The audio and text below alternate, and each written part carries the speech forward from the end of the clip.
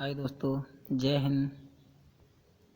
मैं Jitendra sir ATC electrical से आज आपको हिंदी में विराम चिन्ह जो कि किसी भी परीक्षा में एक क्वेश्चन अनिवार्य रूप से पूछा जाता है और आपको विस्तार पूर्वक बताऊंगा। इसमें 40 MCQ तथा कुछ सिंगल लाइन क्वेश्चन भी हैं। दोस्तों, अगर हमारा वीडियो आपको अच्छा लगे तो आप अपने मित्रों में शेयर करें तथा सब्सक्राइब करें। अगर पहली बार चैनल पर हैं तब तो ज़रूर निश्चित ही सब्सक्राइब करें, लाइक करें और अपने मित्रों के साथ शेयर करें, जिससे हमारा मोटिवेशन बढ़ेगा और मैं अच्छे से अच्छा वीडियो आपको दे सकूँगा। दोस्तों, मैं हिंदी, जीके और टेक्निकल में इलेक्ट्रिकल इंजीनियरिंग से जेई और डिप्लोमा, जेई और ITI से संबंधित UPPCL उत्पादन और इलेक्ट्रिकल से संबंधित सभी परीक्षाओं के वीडियो अपलोड करता हूं। आप लोग हमारा वीडियो निश्चित ही देखें, क्योंकि इसमें प्रत्येक वीडियो से कम 2 या 3 प्रश्न अनिवार्य रूप से टेक्निकल में आते हैं, जबकि हिंदी में प्रत्येक वीडियो से कम 1 और अधिक से अधिक 3 क्वेश्चन आने की संभावना है हमारे प्रत्येक वीडियो से। चलिए दोस्तों, समय को बर्बाद न करते हुए प्रारंभ किया जाता है।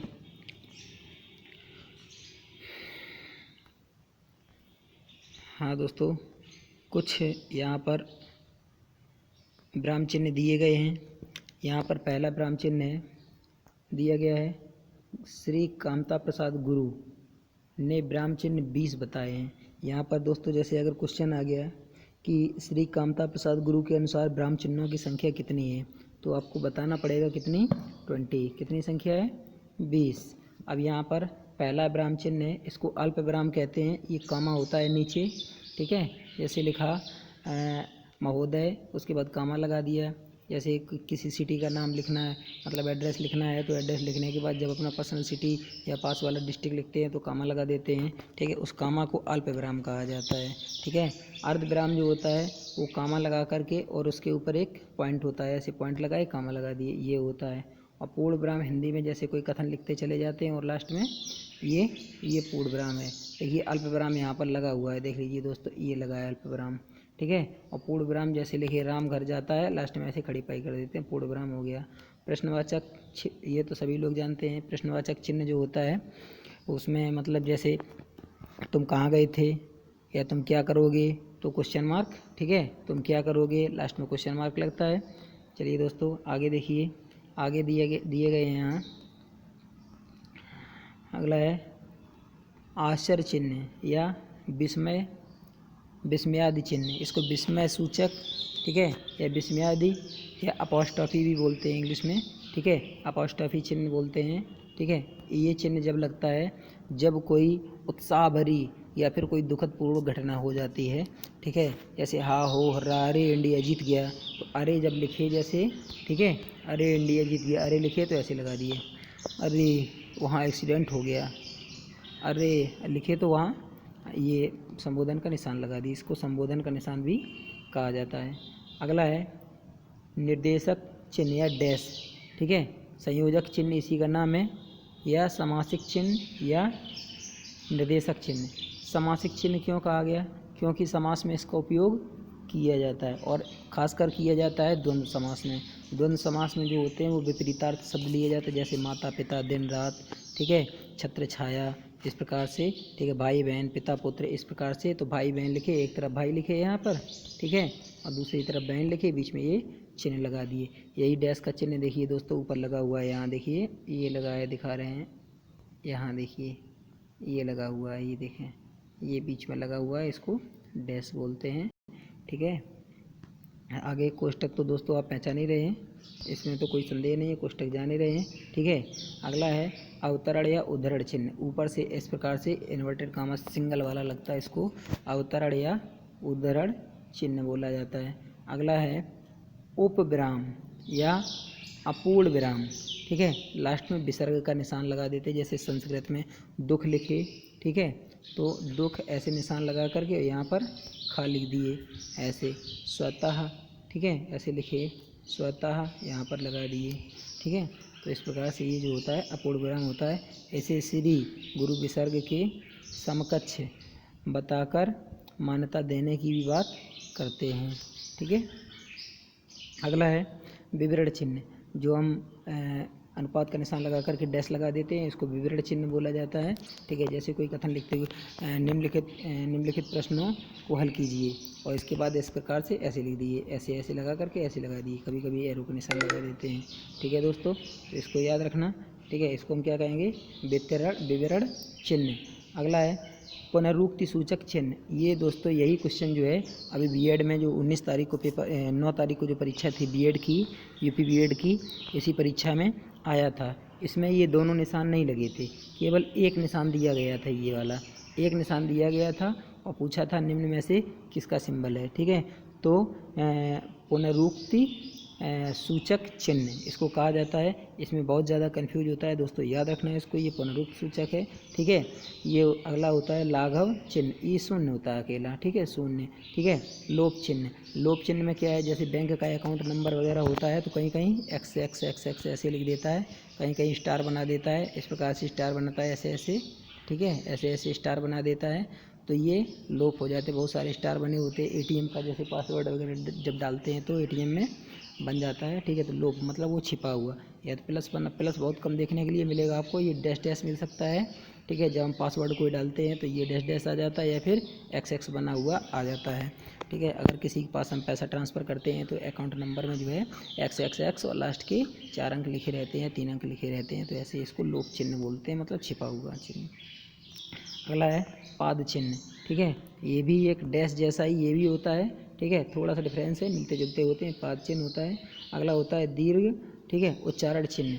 ठीक है, इसको यस के तरीके से बनाया जाता है, दीर्घ उच्चारण, इसको गुरु भी बोला जाता है।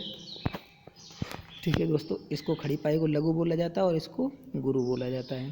ठीक है, पाद बिंदु, भाग का निशान जो होता है इसको सीधे डैश अगर लगा दिए तो पाद चिन्ह, सीधे डैश लगा दिए तो पाद चिन्ह, और ऊपर नीचे एक बिंदु रख दिए एक एक, ये भाग का निशान होता है, इसको पाद बिंदु है। अगला है हंस पद। जैसे मान लो हमको कोई संख्या लिखनी है और उसके ऊपर हमको कोई संख्या उसके ऊपर और लिखनी है, जैसे यहाँ पर लिखे एक्स का पावर, ठीक है, एक्स का पावर 8 लगाना है, तो यहाँ पर ये निशान लगा सकते हैं, ये निशान लगाए उसके बाद, ठीक है, पावर 8 लगा दिए। अब कहीं कहीं ऐसी व्यवस्था होती है कि ये निशान ये तो जैसे एक्स लिख दिए, इसके ऊपर पावर लगाने के लिए नहीं है, तो ये निशान लगा करके और यहीं पर जैसे मैंने 6 लिख दिए, तो इसका मतलब होगा एक्स का पावर 6, तो इसको हंस पद मतलब अंश पद मानिए इसको, जो अंश में संख्या को ले जाता है। ठीक है दोस्तों, अगला देखिए टीका सूचक। ठीक है, ये स्टार प्लस प्लस या फिर 2 ये टीका सूचक होता है। अगला है तुल्यता सूचक, बराबर के निशान को ही हम इक्विवेलेंट या तुल्यता सूचक कहते हैं। ठीक है, समाप्ति सूचक, जब चैप्टर अंत होता है लिखते लिखते तो वहाँ पर इस प्रकार से ऐसे लिख दिया जाता है, या फिर डैड डैड डैड ऐसे ऐसे लगा देते हैं। ठीक है, कोई डिज़ाइन भी ऐसे इस प्रकार से डिजाइनें बना देता है। ठीक है, कोई ऐसे ऐसे कर देता है, ऐसे ऐसे, ये अंत हो गया यहाँ पर। ठीक है, वैसे अंत सूचक यही है, बीच में एक जीरो, दोनों तरफ डैश लगा दिए। ठीक है दोस्तों, आगे है अनुप्रेक्षा। इसमें देखिए क्या लिखा है, विराम का अर्थ ठहराव होता है। अगला है यहाँ पर अगला दिया गया है श्री कामतानाथ गुरु के प्रसाद, ऊपर जो दी थी विरामों की संख्या जो है 20 अभी बता गए थे। ठीक है, अल्प विराम चिन्ह एक कामा होता है, अर्ध विराम चिन्ह कामा लगा करके इसके ऊपर एक बिंदु होती है। ठीक है, अगला है हंस पद, यहाँ लिखा है हंस पद किस विराम का एक और नाम है, त्रुटि विराम। ठीक है, हंस पद जो होता है इस प्रकार से जो होता है इसको त्रुटि विराम भी कहा जाता है।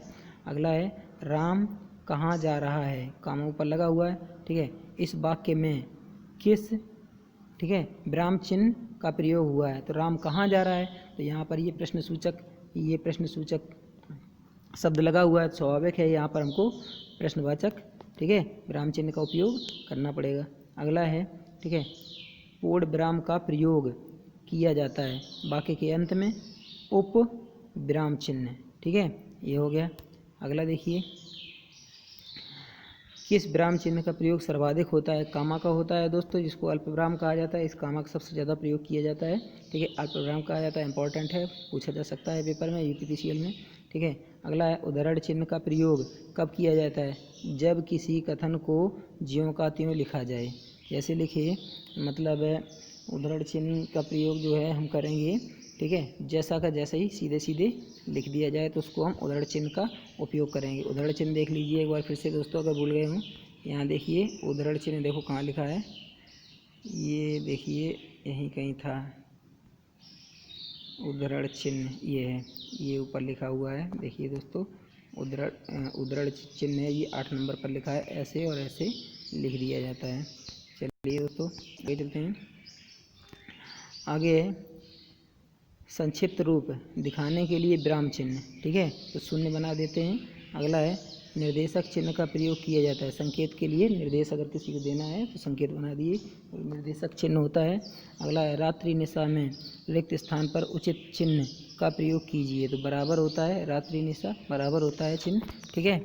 अगला है लोप निर्देश, तो डैश या फिर हम क्या करते हैं एक्स लगा देते हैं या प्लस लिख देते हैं जब बात को पूरा ना किया जा सके, ठीक है, तो ठीक है पुनरुक्ति करनी हो तो हम लोप चिन्ह का उपयोग करते हैं।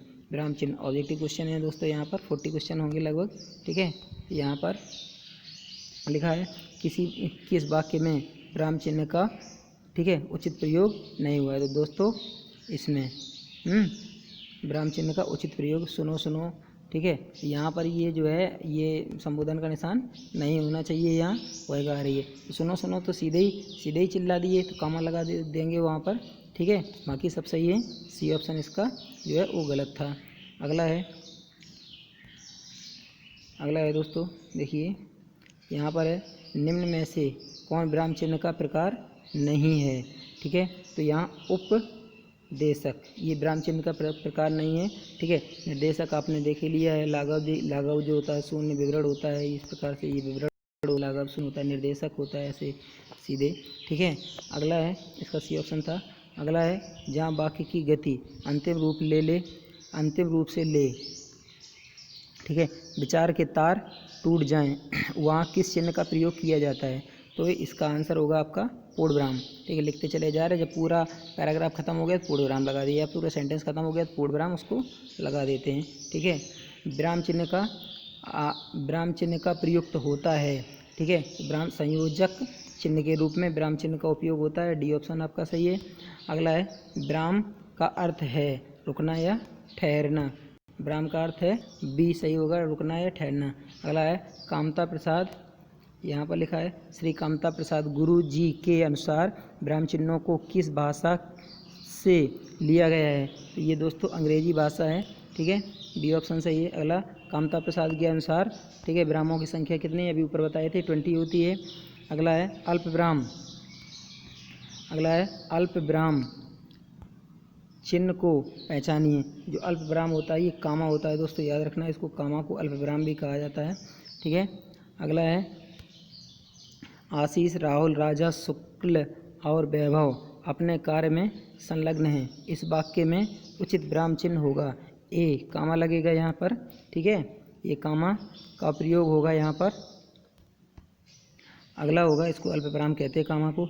आनंद घर आया थोड़ी देर, ठीक है, रुका और चल दिया, इस वाक्य में उचित विराम, यहाँ भी कामा लगेगा, ठीक। आनंद घर आया, यहाँ पर कामा लगा देंगे यही, ठीक है, इसको अल्प विराम कहते हैं। आनंद घर आया, ये देखो नीचे लगा हुआ है थोड़ी देर में चल दिया, यहाँ पर देखिए दोस्तों ये लगा हुआ है आनंद घर आया, ये कामा लगा दिया, इसको अल्प विराम कहेंगे। अगला है मैं कृष्ण के घर पहुँचा परंतु वह नहीं मिला, ठीक है, मैं कृष्ण के घर पहुँचा परंतु वह नहीं मिला, इस वाक्य में कौन सा विराम चिन्ह, ठीक है, उपयोग में लाया गया है।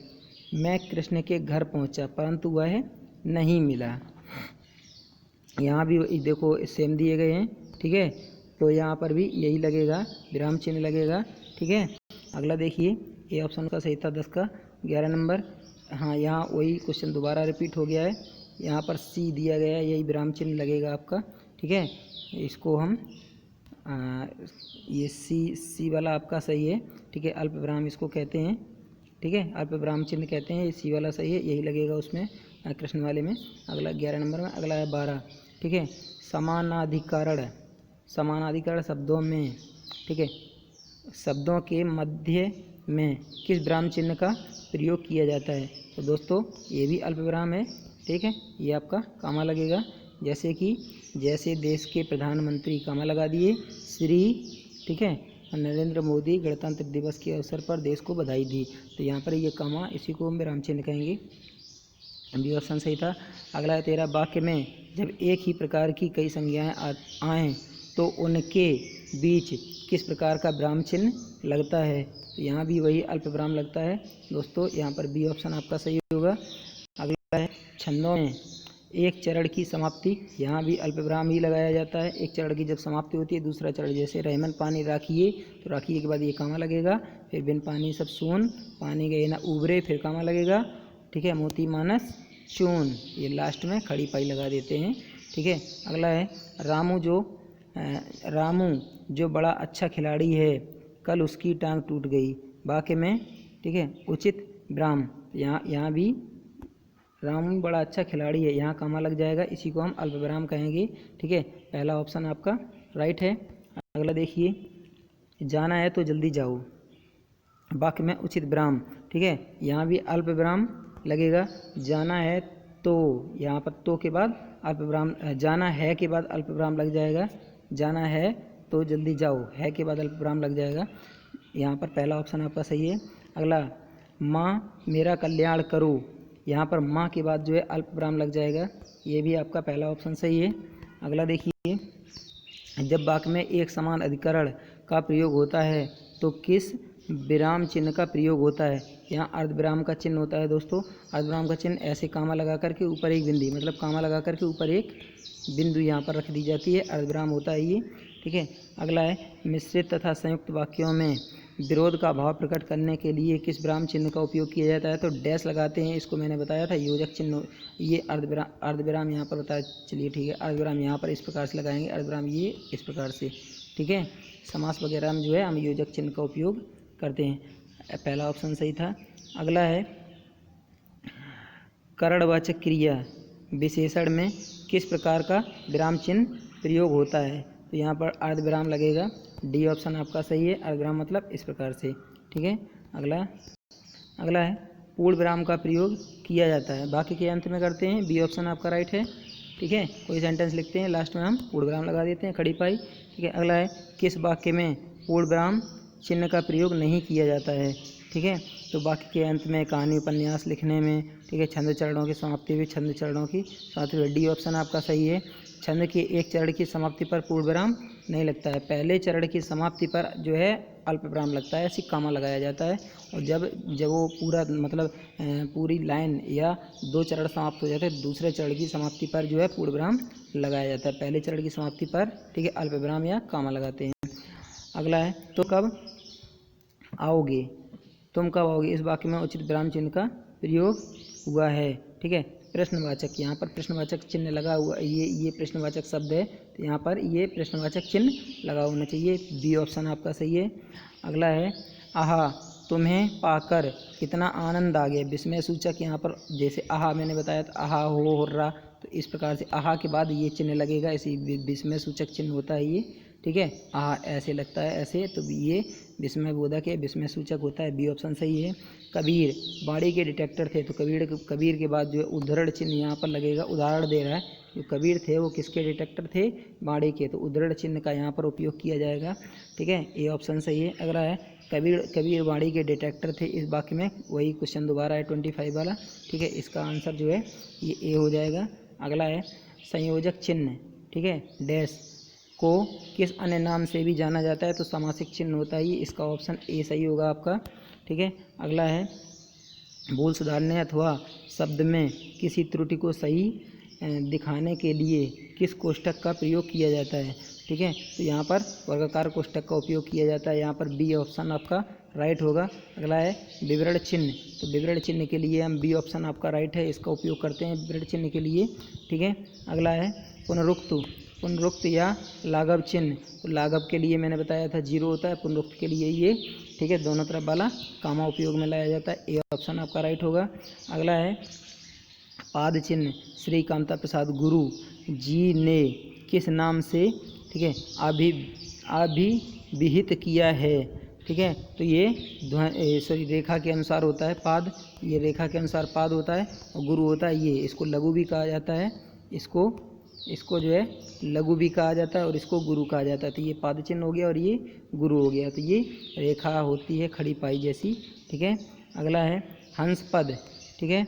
यहाँ क्या लिखा है, हंस पद किस विराम का एक और नाम है। हंस पद को जो है यहाँ हमको लग रहा है पूर्ण विराम नहीं होता है, ठीक है, त्रुटि के लिए उपयोग में लाया जाता है। ये गलत दिया गया है, यहाँ पर डी ऑप्शन आपका राइट होगा, ठीक है। हंस पद जो होता है इस प्रकार से होता है, ठीक है। अब ये अगला है तुल्यता सूचक मतलब इक्विवेलेंट बता रहा है, ठीक है। पाषाण पत्थर ये सब जो है, सॉरी ये नहीं है, ये डी वाला ऑप्शन आपका राइट होगा। जो ऊपर आपका था मतलब हंस पद जो था, ये हंस पद है, ये हंस पद का है, ये कोष्टक है, ठीक है, ये बराबर का चिन्ह है। अगला है पाद बिंदु चिन्ह की पहचान करें। पाद बिंदु जो चिन्ह होता है वो आपका भाग होता है, ठीक है, याद रखना डी ऑप्शन सही है। समाप्ति सूचक पहला ऑप्शन आपका राइट होगा, ठीक है। समाप्ति सूचक ये चिन्ह होता है इस प्रकार से जब कोई चैप्टर समाप्त होता है या फिर ऐसे लिख देते हैं इस प्रकार से, ठीक है। ये समाप्ति सूचक है, पहला ऑप्शन आपका राइट है। अगला है किस शब्द में ए स्वर नहीं है, ठीक है, स्नेह है, सॉरी वैदिक, ये पहला ऑप्शन आपका राइट है। अगला है किसी बड़े अंश का संक्षिप्त रूप दर्शाने के लिए किस चिन्ह का प्रयोग किया जाता है। यहाँ पर होता है लाघव, ठीक है, या संक्षेप सूचक चिन्ह। लाघव जो होता है ये जीरो जैसा होता है, ठीक है, पहला ऑप्शन आपका सही है। सही विराम चिन्हों वाला वाक्य कौन सा है, ठीक है। यहाँ पर छी जो लिखा हुआ है ये संबोधन इसमें निकल रहा है, तो यही आपका सी ऑप्शन आपका सही है। छी तुमने तो नाम ही डुबो दिया, ये वाला ऑप्शन आपका बिल्कुल सही है। अगला है जहाँ योजक चिन्ह का प्रयोग नहीं करते हैं पहचानिए, ठीक है, डी ऑप्शन कर्मधारय समास से बने शब्दों में योजक चिन्ह प्रयोग नहीं किया जाता है, ठीक है, जैसे कि उज्ज्वल है, ठीक है, तो कर्मधारय समास से हो तो उज्ज्वल में हम इसका प्रयोग नहीं करेंगे, डी ऑप्शन आपका राइट है।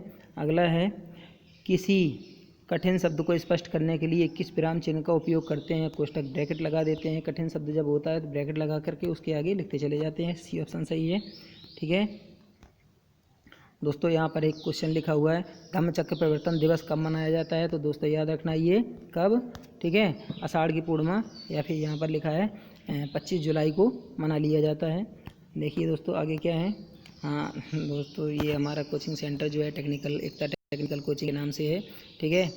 और दोस्तों अगर आप ज्वाइन करना चाहते हैं तो आपकी खुशी की बात है कि 15 तारीख से न्यू एडमिशन स्टार्ट हो जाएंगे और बैच आपका लॉकडाउन खुलते ही बैच प्रारंभ हो जाएगा, एडमिशन ओपन हो जाएंगे इसी 15 तारीख से। 15 अगस्त के दिन से एडमिशन ओपन है, ठीक है। और आप लोग आइए और हमसे संपर्क कर सकते हैं। और यहाँ पर हमारे मोबाइल नंबर दिए गए हैं दोस्तों, ये मोबाइल नंबर हमारे दिए गए हैं दोनों, ठीक है। वैसे हमारा मोबाइल नंबर जो है सबसे अच्छा ये वाला आपका कंटिन्यू लगेगा 63 86 28 43 93, ये नंबर जो है कंटिन्यू जारी रहता है।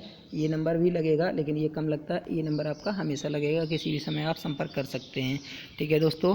और ये कोचिंग सेंटर हमारा जो है मोदीसराय और शाहगंज, ठीक है, जौनपुर डिस्ट्रिक्ट में दोनों पड़ते हैं, शाहगंज और सराय मोहिउद्दीनपुर दोनों स्थानों पर ये चलता है। इस समय अभी लॉकडाउन के कारण कोचिंग बंद है और आप लोगों से आशा करते हैं कि आप कंटिन्यू हमारा वीडियो देखिए और अपने दोस्तों में शेयर करिए तथा अगर आप वीडियो पर नए हैं या हमारा नया वीडियो देख रहे हैं तो इसको लाइक और सब्सक्राइब ज़रूर करें, क्योंकि हमारा आगे आने वाला कोई भी वीडियो है जो पहले से पहले आपको प्राप्त हो सके। Thank you for watching, thank you दोस्तों।